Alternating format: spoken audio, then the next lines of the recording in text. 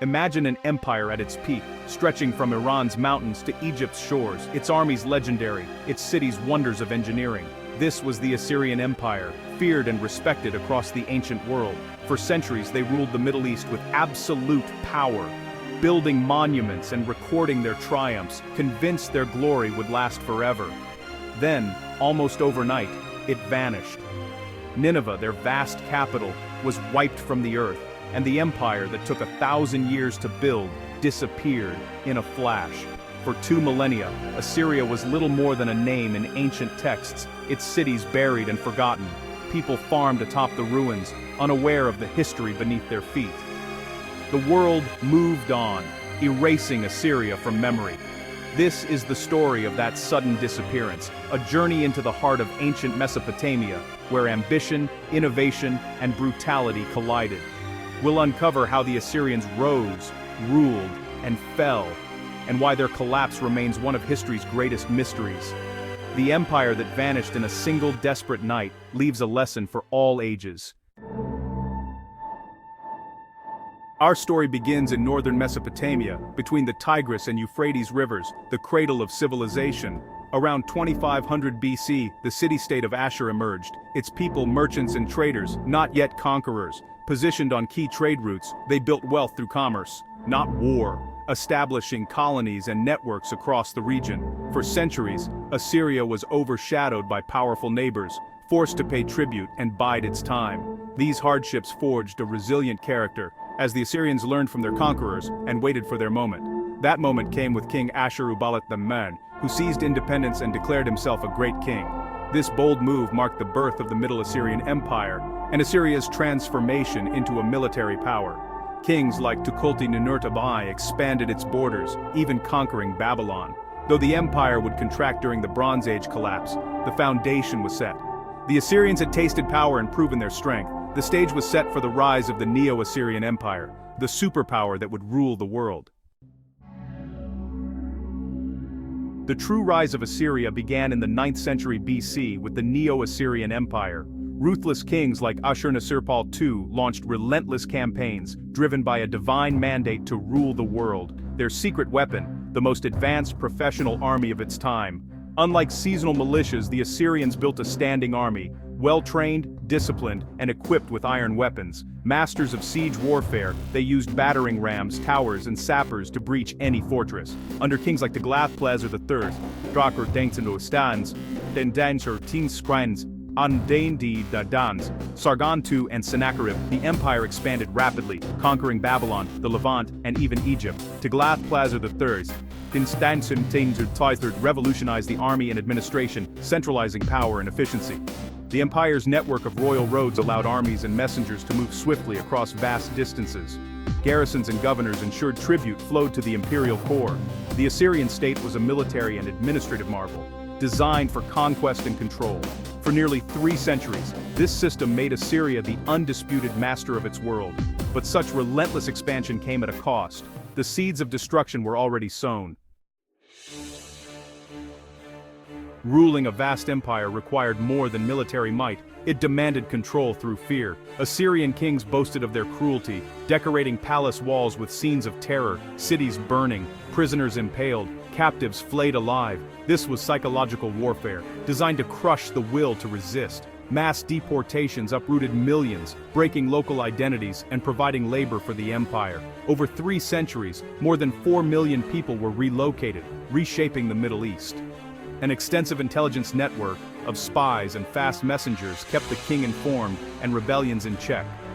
Brutal repression and efficient information gathering made rebellions seem hopeless. Yet, the Assyrians were also preservers of knowledge. Kings like Ashurbanipal collected vast libraries, gathering texts on medicine, astronomy, and literature. Controlling knowledge was another form of power. Assyria was not just a military center, but a cultural and intellectual one. Power, for the Assyrians, meant controlling bodies, minds, and history itself. But such rule bred deep resentment. Despite its might, the Assyrian Empire was built on fragile foundations. Endless warfare drained resources and bred resentment among conquered peoples. The empire became a giant extraction machine, funneling tribute to support its army and court. Generations lived under Assyrian terror, waiting for a chance to rebel. After Ashurbanipal's death, civil war erupted, tearing the empire apart from within. As Assyrian armies fought each other, their grip on the provinces weakened. Ambitious enemies seized the moment. In Babylonia, Nabopolassar declared independence. In the east, the Medes united under Cyaxares. In 616 BC, Babylonians and Medes formed an alliance to destroy Assyria. Their combined armies launched devastating attacks, capturing the city of Ashur in 614 BC, a catastrophic blow.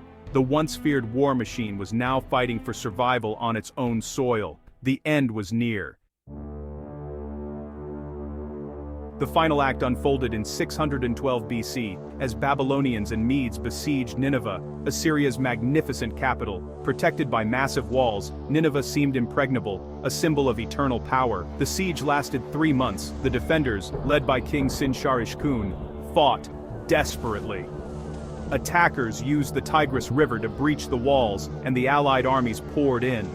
What followed was a brutal slaughter, centuries of hatred unleashed. The city was looted, its people massacred, its buildings set ablaze. Fires raged for days, baking the clay tablets in the royal libraries and preserving them for future discovery. The king perished in the flames, choosing death over capture. Nineveh was reduced to rubble, its location forgotten for millennia. A remnant of the Assyrian army fled to Haran, but their resistance was futile. By 609 BC, the last vestiges of the empire were wiped out. The superpower that had dominated the world simply ceased to exist. Assyria's sudden collapse sent shockwaves through the ancient world, creating a massive power vacuum. The empire's destroyers, Babylonians and Medes, divided its lands. Babylon, under Nebuchadnezzar II, Chadi, Shu, Inandabu, Chu, became the new center of the world, while the Medes controlled the north and east. But the Medes' empire was short-lived, soon replaced by the Persians under Cyrus the Great. The fall of Assyria paved the way for Persia's rise. The Assyrian people survived as a subject population, preserving their culture and language. Their legacy endured, even as their empire vanished. The fall of Assyria is more than an ancient tragedy. It's a lesson about the nature of power. The Assyrians pioneered military and administrative innovations, building the world's first professional army and vast infrastructure. Yet their reliance on terror made their empire brittle. When internal conflict struck, there was no loyalty to hold the state together, only hatred waiting to erupt. Assyria's collapse warns that empires built on fear are inherently unstable. Their constant expansion drained resources and left them vulnerable to crisis. Still, their legacy shaped future empires: Babylonian, Persian, even Roman. The rediscovery of Ashurbanipal's library revealed a rich cultural world, including the Epic of Gilgamesh. Most importantly, the Assyrian people endure, a testament to resilience. The empire that vanished left echoes that still resonate, reminding us that while empires fall, history and people endure.